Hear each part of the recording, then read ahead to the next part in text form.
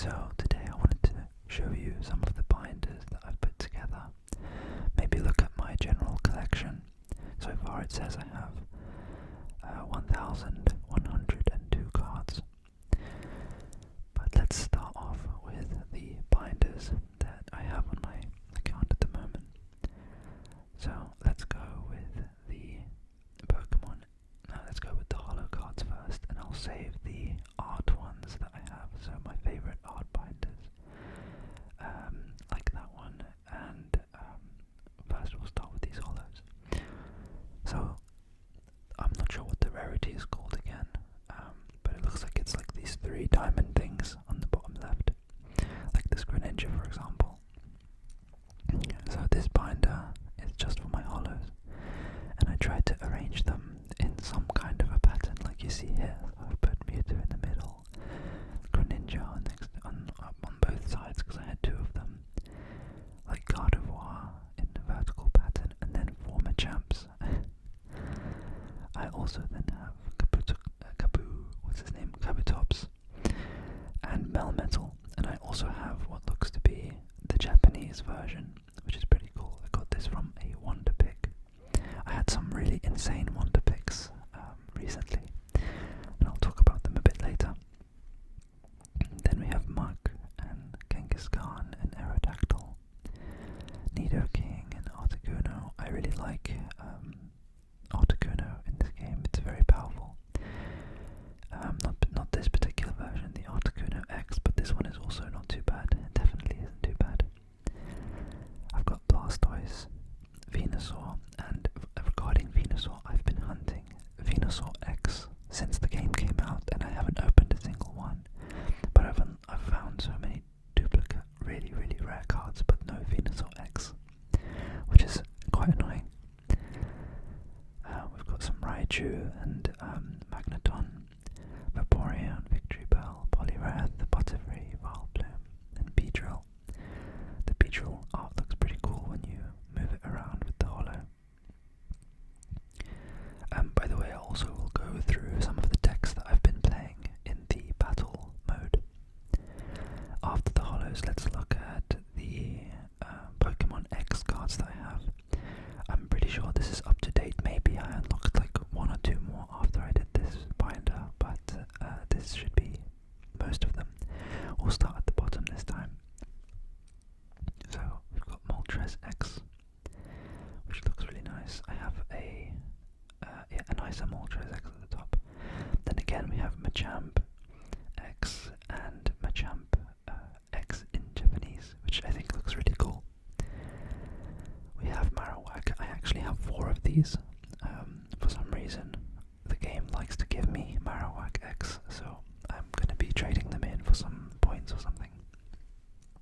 I have Charizard X, which is incredibly powerful if you can get the energy. Articuno is really powerful, but the water decks are, I would say, mostly powerful because of Misty, which I'll discuss later as well. Actually, I can discuss it now. So Misty is a card which lets you throw a coin, and until you get tails. So you repeatedly throw a coin, and let's say you get heads, tails. That means you get 2 energy to put on any Pokemon. And that if you can get lucky on the first turn or the second turn with Misty, you've automatically won the game because the opponent just can't catch up. And if you do Blizzard, you do 80 damage to the main Pokemon, and then you do 10 to all of the benched Pokemon. So they just really are. They are cooked, let's say. Starmie, I think, is one of the nicest default X illustrations. Then I've got Pikachu. I only have 1. I am looking for a second Pikachu. Or am I? I think I recently actually found a second Pikachu, so ignore that. I have 2 Moltres X there, 1 Zapdos. I am definitely looking for another Zapdos for sure. Now Mewtwo was one of the first Mewtwo X cards that I got, but I got just the normal Mewtwo X. Since then, I got these 2 Mewtwo's, which are the full art, the rarest type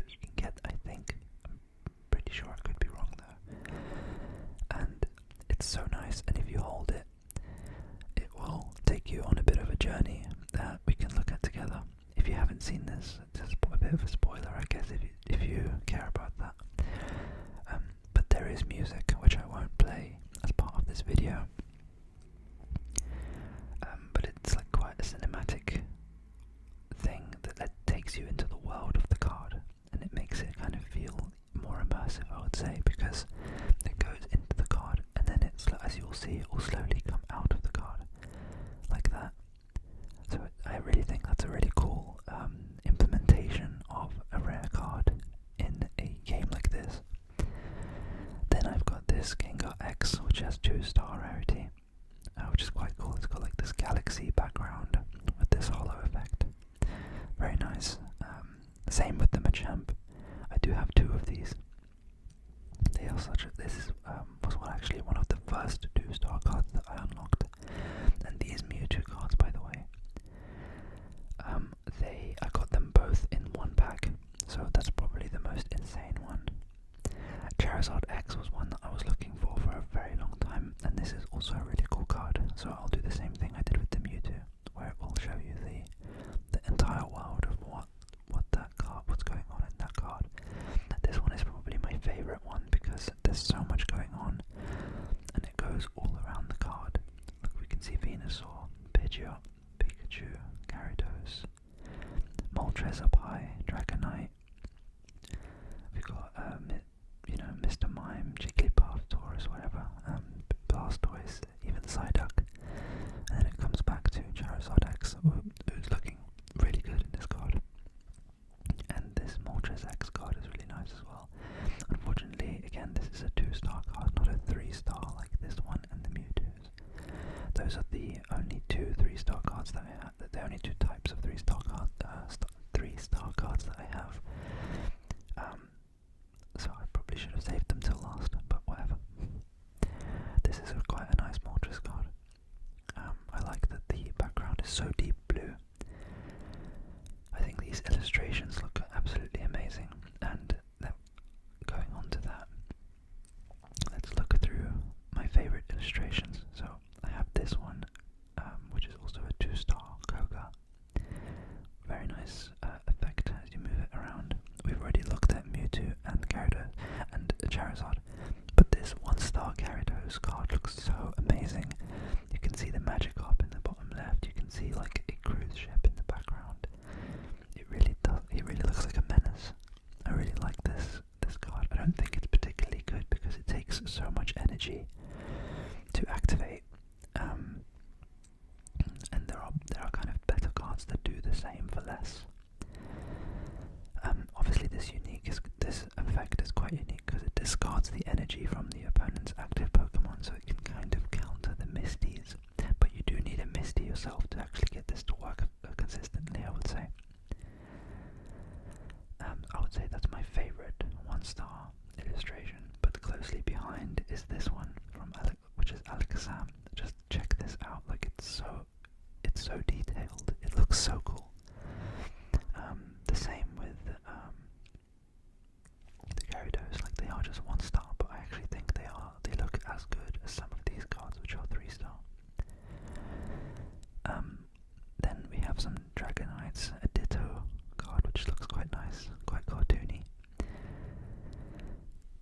We have this Snorlax, and I like it because when you see Vileplume and you see I forgot what that one's called, but Oddish, for their cards in their actual cards of their Pokemon in this game, you see Snorlax in the background, so it is very much one scene, which makes it quite nice and immersive. I got these 2 Meowth cards, which I like. I've had about 8 of these Bulbasaur cards. Not that I'm complaining.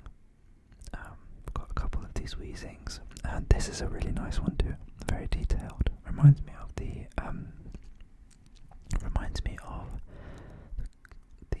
famous wave painting. I forget what it's called. And if you notice the little Pikachu right here, which is quite cool. This Rapidash looks really nice too. And Pikachu, of course, the mascot of the game. And I like this Porygon one too. The Slowpokes are just, they remind me a bit of the like classic Windows Vista background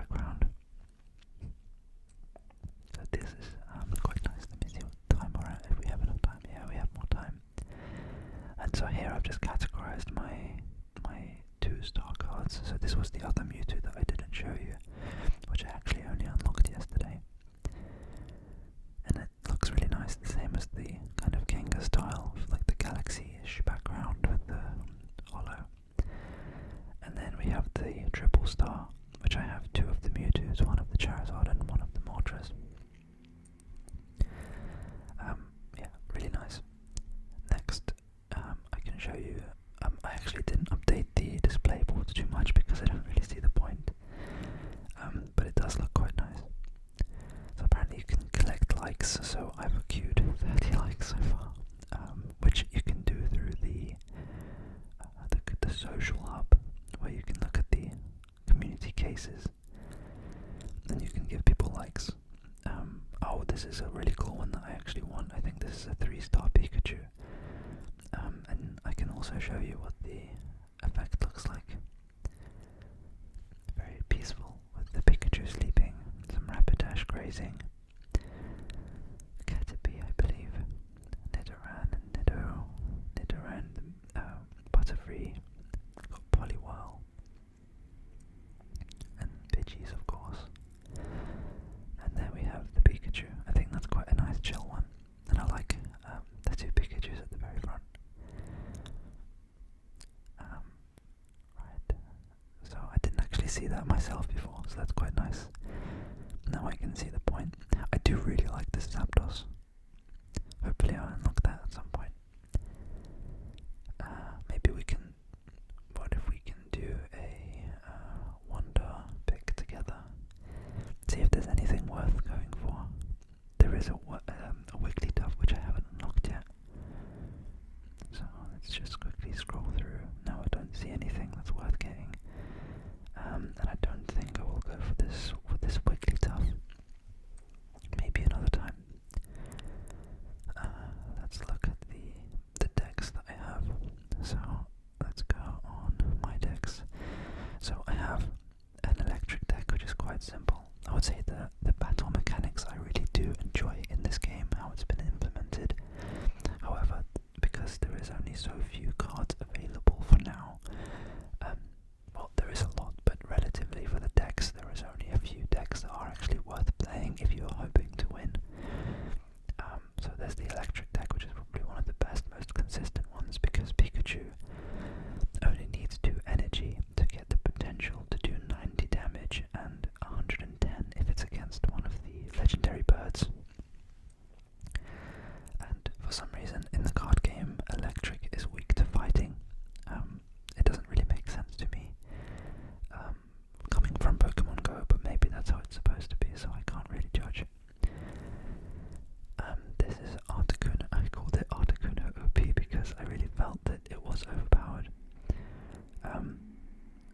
Like Lapras is a pretty good one, but Articuno and Starmie, they are amazing cards, like 2 energy to do 90 without any condition. Like you don't have, like Pikachu needs 3 Pokemon in the bench to do 90 damage, but Starmie can just do it just because, and it only costs 2, which is really amazing.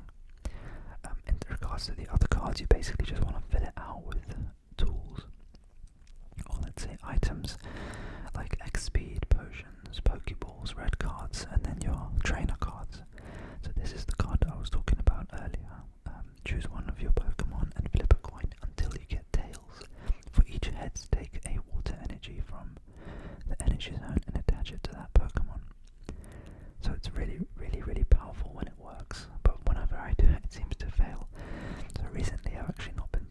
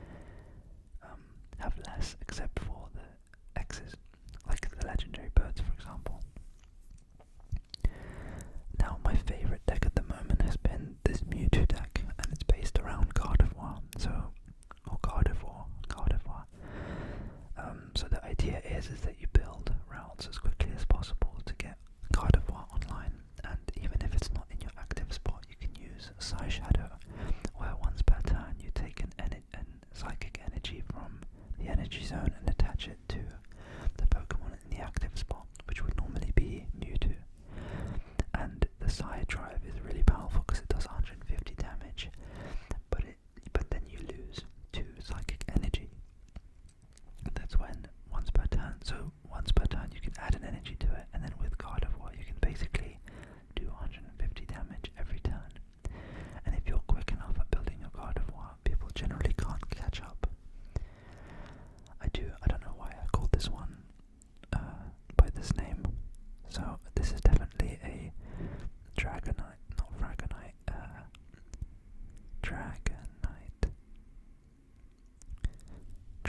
deck, which is a very cool deck because he doesn't deal damage to the active Pokemon, but he deals one of your opponent's Pokemon is chosen at random 4 times, and for each Pokemon that was chosen, do 50 damage. So it has potential to actually clear your opponent's entire bench. And the active Pokemon too is in for that chance too. So yeah, the only Pokemon in this deck is Dratini, Dragonair and Dragonite, and the filler cards is Meowth, because he allows, if I don't draw any of the cards that I need, I can play Meowth, and when he attacks he draws me a card, which is quite helpful sometimes. But overall this deck is not very consistent because it takes a lot of time to build Dragonite, and some of the other decks are just too quick for it. This has been my favourite deck to play, actually. I said earlier it was the Mewtwo one, but this is the one I play the most. And the idea is that you set Moltres up in the active spot, and you use Inferno Dance, where you flip 3 coins, which is kind of similar to Misty, but Misty rolls coins until you get tails. But this one always flips at least 3 coins, and you take the amount of heads that you roll as fire energy, and you can attach it anywhere, which you're hoping to obviously attach it to Charizard. And whilst you're spending turns doing Inferno Dance with your Moltres, you're hopefully building up into a Charizard with all of the energy in between. I also have one Meowth just to help me find the cards that I need if I'm lacking Charmeleon, for example, or I can't seem to find my Charizard card. And the staple in pretty much every single deck is Pokeball and Professor's Research, because it allows you to cycle through your deck. Potion is helpful, just to give you a bit of health, and can be clutch sometimes. And Sabrina is also very helpful because if your opponent is trying to hide an important card in their bench, you can draw it out with Sabrina. Really hope you enjoyed this kind of video. I just thought I would try something